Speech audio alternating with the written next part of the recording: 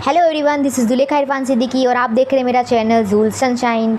Guys, आज मैं आपसे बात करूंगी कैसे लोग जो होते हैं, ठीक है, जो टॉक्सिक लोग जो होते हैं उनके चंगुल में फंस जाते हैं। मतलब उनको इतना पता ही नहीं चलता है कि सामने वाला टॉक्सिक है या हमारे लिए मेंटल हेल्थ के लिए सही नहीं है सामने वाला, स्टिल वो फंस जाते हैं। तो ऐसे कौन से लोग होते हैं जो ट्रैप में आते हैं, ठीक है, और वो ट्रैप में ना फंसने की भी आपको मैं आज चीज़ें शेयर करूँगी आपसे। मेरी वीडियो को गौर से सुनिएगा और बहुत ज़रूरी चीज़ है, क्योंकि 100 में से 98 और 99% जो लोग हैं वो टॉक्सिसिटी को झेल रहे हैं, ठीक है। कहीं ना कहीं कोई भी पॉइंट पे झेलते हैं, क्योंकि उनको पता ही नहीं होता कि करना क्या है, उनको पता ही नहीं होता और उसके पीछे रीज़न होता है, वो भी साइकोलॉजी होती है। आज मैं शेयर करूँगी आपसे, मेरी वीडियो को एंड तक देखिएगा। देखो, एक वर्ड है, एक चीज़ है इमोशनल क्रेविंग करके, ठीक है, कि जो इंसान जो होता है ना वो इतना भूखा है इमोशन का, ठीक है, वो इतना भूखा है इमोशन का क्योंकि उसको मिला ही नहीं है। वो उसको इतना डर लगता है अकेलेपन से, इतना डरता है वो इंसान कि वो छेले इमोशनल क्रेविंग में आ जाता है, जिसको इमोशनल हंगर बोला जाता है। अब ये जो इमोशनल हंगर जो वाले लोग होते हैं ना, ये टॉक्सिक लोग उनको के ट्रैप में आ जाते हैं आराम से, क्योंकि उन्होंने कभी देखा ही नहीं होता, उन्होंने कभी केयर नहीं देखी होती, उन्होंने कभी प्यार नहीं देखा होता है, उन्होंने कभी लगाव नहीं देखा, उन्होंने कभी अच्छाई नहीं देखी होती है, उन्होंने कभी कुछ देखा ही नहीं होता है उनकी ज़िंदगी में। इसीलिए ऐसे लोग टॉक्सिक लोगों में जल्दी पड़ते हैं, जल्दी फंस जाते हैं उनके चंगुल में।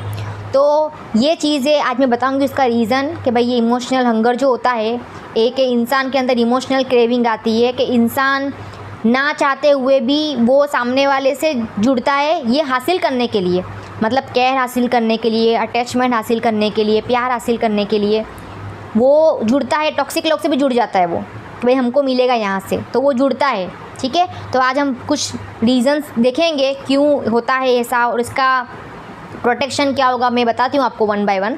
सबसे पहले देखो, जो रीज़न होते हैं ना वो बहुत ही रूट से होते हैं। रूट मतलब बचपन से ही उसका फीडिंग होना शुरू होता है, क्योंकि एकदम से कोई इमोशनल हंगर में नहीं आता, इसमें टाइम लगता है। तो बचपन में क्या होता है कि बचपन में जब इमोशनल निगलेक्ट मिलता है ना बच्चे को, जैसे कि मान लो कोई किसी को ज़्यादा प्यार मिलता है, किसी को कम प्यार मिलता है, किसी की सुनवाई होती है, किसी की नहीं सुनवाई होती है, कंपैरिजन होता है बच्चों में, तो ऐसे बच्चे इमोशनल हंगर का शिकार बनते हैं, ठीक है। दूसरी इम्पोर्टेंट चीज़, पेरेंट्स से वैलिडेशन नहीं मिलता।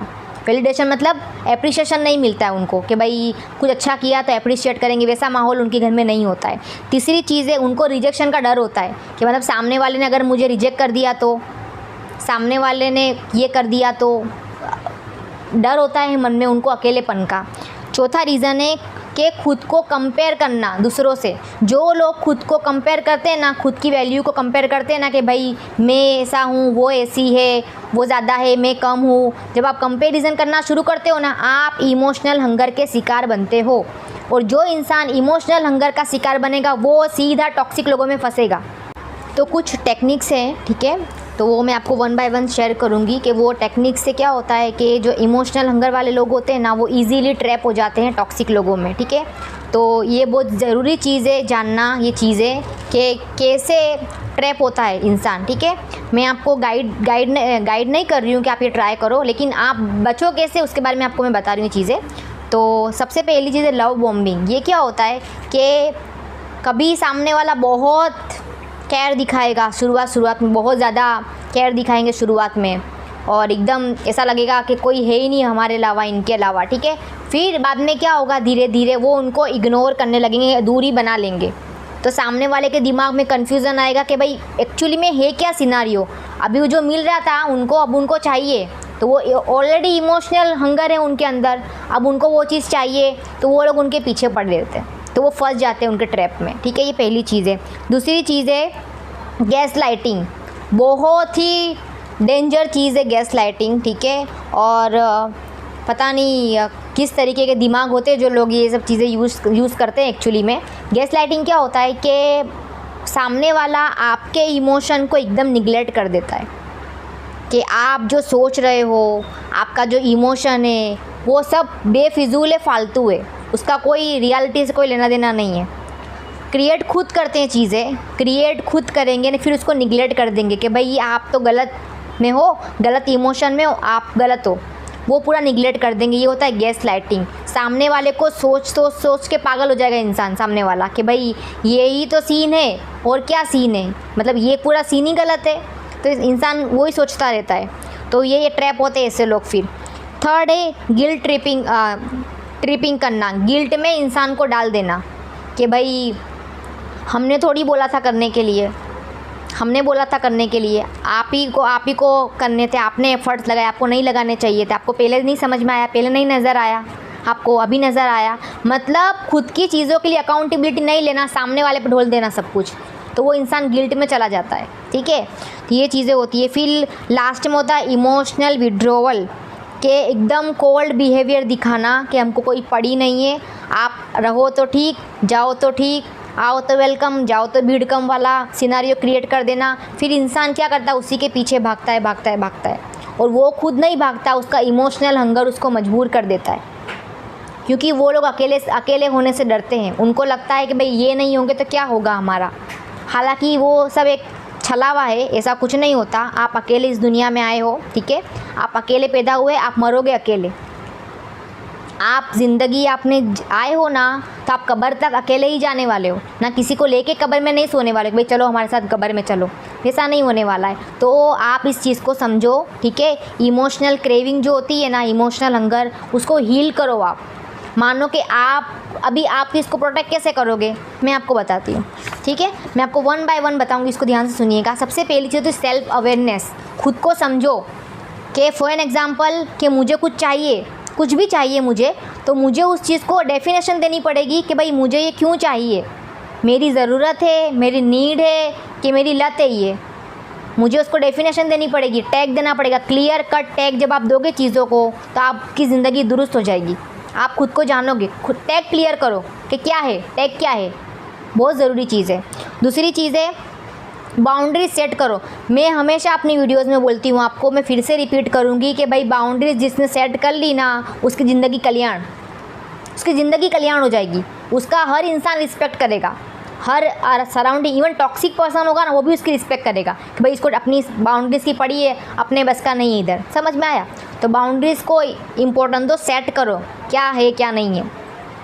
थर्ड है कि चाइल्डहुड बाउंड जो होते हैं, जो चाइल्डहुड ट्रॉमा जो होते हैं, ठीक है, उसको आप हील करो, ठीक है, हील करो। मान लो आपको अगर घर में प्यार नहीं मिला, ठीक है, पेरेंट्स का प्यार नहीं मिला, अगर आपको घर वालों का प्यार नहीं मिला, तो बाहर कूदम कादी मत करो जाके, आपको बाहर प्यार नहीं मिलने वाला, आपको वर्स्ट एक्सपीरियंस होगा बाहर से भी, क्योंकि माँ बाप से ज़्यादा सगा कोई नहीं इस दुनिया में, कोई बन ही नहीं सकता।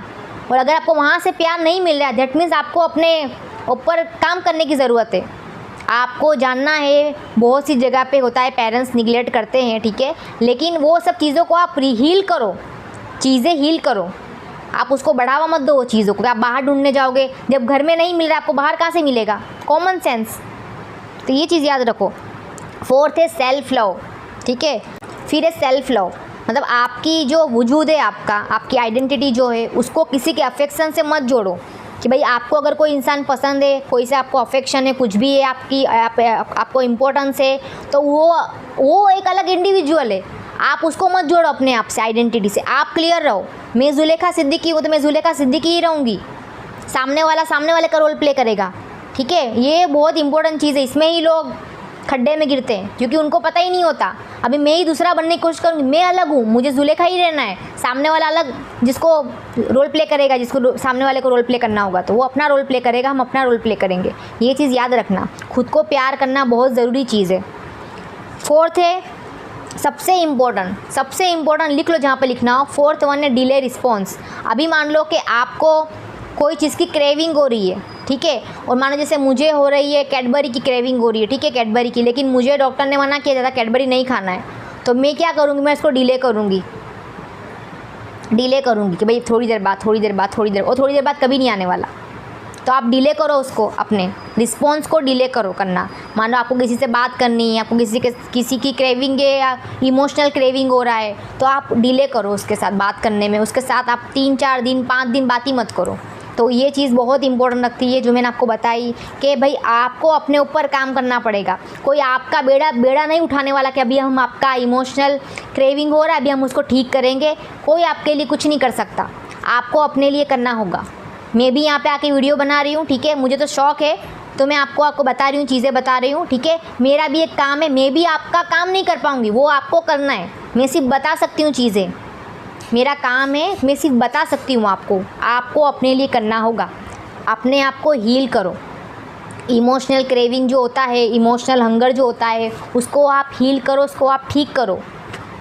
क्योंकि ज़्यादातर लोग टॉक्सिक बिहेवियर बर्दाश्त करते हैं, लोगों का नहीं ठीक चल रहा फिर भी बर्दाश्त कर रहे, उसका रीज़न यही होता है कि वो लोग हील नहीं हो रहे। वो सिर्फ गाड़ी उनकी चल रही है, घसीट रहे गाड़ी को।